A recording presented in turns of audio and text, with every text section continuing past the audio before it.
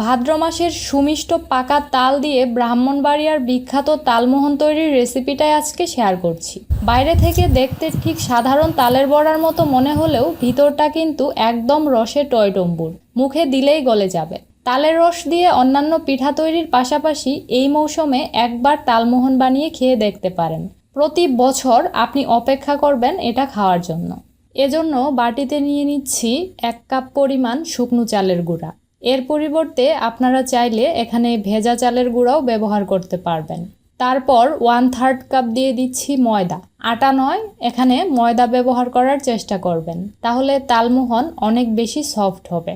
আচ্ছা, এখন এর মধ্যে 1/2 কাপ পরিমাণ দিয়ে দিচ্ছি বার্লি। ট্রেডিশনালি ব্রাহ্মণবাড়িয়ার রসালো তালমোহন তৈরিতে বার্লি ব্যবহার করা হয়, তবে যাদের হাতের কাছে বার্লি থাকবে না তারা এর পরিবর্তে 1/2 কাপ পরিমাণ বেসন ব্যবহার করবেন। এরপর 1/2 চা চামচ দিয়ে দিলাম লবণ, 1 চা চামচ দিয়ে দিচ্ছি চিনি, তারপর দিয়ে দিচ্ছি 1 চা চামচ বেকিং পাউডার। এবার এই সবগুলো শুকনো উপকরণ একসাথে ভালোভাবে মিশিয়ে নিতে হবে। বেকিং পাউডার দেওয়ার কারণে তালমোহনগুলো অনেক বেশি ফুলকো আর সফট হবে। মিশিয়ে নেওয়া হয়ে গেলে এর মধ্যে 1 কাপ দিয়ে দিচ্ছি ঘন তালের রস। আমি এখানে কাঁচা তালের রস ব্যবহার করেছি। তো এবার খুব ভালোভাবে মেখে ঘন মসৃণ একটা ব্যাটার বানাতে হবে। শুকনো চালের গুঁড়ার পরিবর্তে কেউ যদি এখানে ভেজা চালের গুঁড়া দিয়ে তৈরি করতে চান, ওই ক্ষেত্রে তালের রসের পরিমাণ আরও কম লাগতে পারে, তাই অল্প অল্প করে দিয়ে মেখে নেবেন। প্রথম দিকে বেশ ঘন আর শুকনা মনে হবে, কিন্তু বেশ কিছুক্ষণ ভালোভাবে মেখে নিলে এটা একদম মসৃণ হয়ে যাবে। তালমোহন তৈরির জন্য এই মিশ্রণটাকে পাতলা করে ফেলা যাবে না, ঘন এবং আঠালো করেই তৈরি করতে হবে। দেখে নিশ্চয় বুঝতেই পারছেন, কিছুক্ষণ সময় দিয়ে ভালোভাবে মিশিয়ে নেওয়ার পর এটা একদম ফ্লাফি হয়ে গেছে। তো এরকম হলেই বুঝতে হবে যে এটা মিশিয়ে নেওয়া হয়ে গেছে। তারপর ঢাকনা দিয়ে ঢেকে রেস্টে রেখে দিব 15 মিনিটের জন্য। এতে করে চালের গুঁড়া ভালোভাবে ভিজে নরম হয়ে যাবে। তো এই ফাঁকে তালমোহন তৈরির জন্য শিরা বানিয়ে নিব। তাই হাঁড়িতে দিয়ে দিচ্ছি 2 কাপ পরিমাণ চিনি, তারপর 1 কাপ দিয়ে দিব পানি। সুঘ্রাণের জন্য 4 থেকে 5টার মতো এলাচ দিয়ে দিচ্ছি। এবার মাঝারি আঁচে অনবরত নেড়ে শিরা ফুটে ওঠা পর্যন্ত অপেক্ষা করব। নেড়ে মিশিয়ে দেওয়ার কারণে চিনি খুব দ্রুতই গলে যাবে। এই শিরা তৈরিতে যতটুকু চিনি নিয়েছি তার অর্ধেক পরিমাণ পানি দেওয়া হয়েছে, তাই শিরাটা এমনিতেই ঘন হবে, এটা জাল দিয়ে আর অতিরিক্ত ঘন করার প্রয়োজন নেই। যখন দেখবেন শিরার মধ্যে খুব ভালোভাবে বলক চলে এসেছে, তখন চুলা থেকে শিরা নামিয়ে নেবেন। এই পর্যায়ে হাত দিয়ে ধরলেই বুঝতে পারবেন আঠালো চটচটে টাইপের একটা শিরা তৈরি হয়ে গেছে। আচ্ছা, চুলা থেকে নামানোর আগে আমি এর মধ্যে 1 চা চামচ লেবুর রস দিয়ে দিচ্ছি। এই শিরাটা যেহেতু ঘন, তাই ঠান্ডা হলে যাতে জমে চিনি হয়ে না যায়, সেজন্য এখানে লেবুর রস ব্যবহার করেছি। আপনাদের হাতের কাছে যদি ঘি থাকে তাহলে এই পর্যায়ে সামান্য ঘি দিতে পারেন, এতে করে তালমোহন খাওয়ার সময় মনে হবে ঘি দিয়ে ভাজা। তো এইদিকে যে চালের গুঁড়ার মিশ্রণ তৈরি করে রেখেছিলাম, সেটা এখন আবারও হাত দিয়ে ভালোভাবে একবার আমি মেখে নিচ্ছি। এখন কিন্তু এটা বেশ আঠালো আর মসৃণ হয়ে গেছে। আমি একটা পাইপিং ব্যাগে ভরে নিচ্ছি, এতে করে তেলে দিতে অনেক বেশি সহজ হবে এবং সবগুলো পিঠা একই মাপের দেখাবে।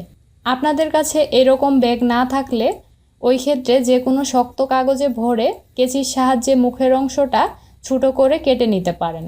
পিঠাগুলো আমাদেরকে ডুবো তেলে ভাজতে হবে, তার জন্য হাঁড়িতে আমি আগে থেকেই পর্যাপ্ত তেল দিয়ে ভালোভাবে গরম করে নিয়েছিলাম। এবার অল্প একটু পিঠার গুলা তেলে ছেড়ে দেখে নিচ্ছি তেল ঠিকভাবে গরম হয়েছে কিনা। তো দেখতেই পাচ্ছেন পিঠার গুলা তেলে দেওয়ার সাথে সাথেই কিন্তু ভেসে উপরে উঠে গেছে। ঠিক এরকম করেই তেলটা গরম করতে হবে। পিঠাগুলো দেওয়ার আগে অবশ্যই কিন্তু আপনাকে ভালোভাবে তেল গরম করে নিতে হবে, আর চুলার তাপ থাকবে মিডিয়াম হাই আছে। তেল ভালোভাবে গরম না করলে পিঠাগুলো ফুলবে না। তালমোহন তৈরির জন্য এই বড়াগুলো আমাদেরকে 2বার ভেজে নিতে হবে, তাই এই পর্যায়ে মিডিয়াম হাই আছে কিছুক্ষণ উল্টে পাল্টে ভাজার পর যখন দেখবেন এগুলোর মধ্যে এরকম হালকা সোনালি কালার চলে এসেছে, তখন তেল থেকে সাথে সাথেই তুলে নিতে হবে। তো এইভাবে আমি বাকি ব্যাটার দিয়ে সবগুলো পিঠা তৈরি করে নিয়েছি।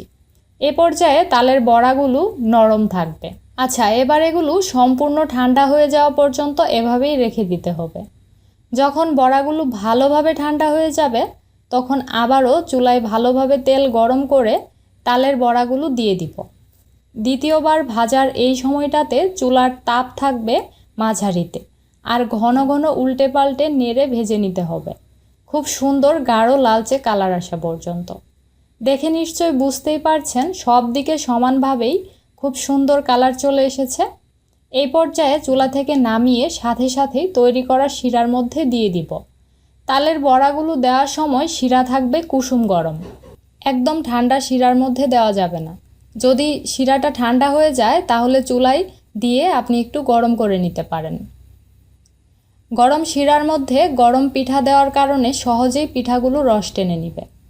তালের বড়াগুলো দেওয়ার পর খুব ভালোভাবে মিশিয়ে নিয়েছি। খুব বেশিক্ষণ শিরায় ডুবিয়ে রাখার প্রয়োজন নেই, 20 থেকে 25 মিনিট রেখে দিলেই হবে। আমি 25 মিনিট রেখে দিয়েছিলাম।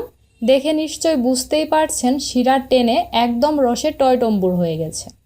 এই পর্যায়ে পিঠাগুলো শিরা থেকে আলাদা করে পরিবেশন করব।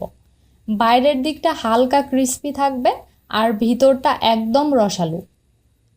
তাল দিয়ে এইভাবে একবার তালমোহন এই সিজনে বানিয়ে খেয়ে দেখবেন।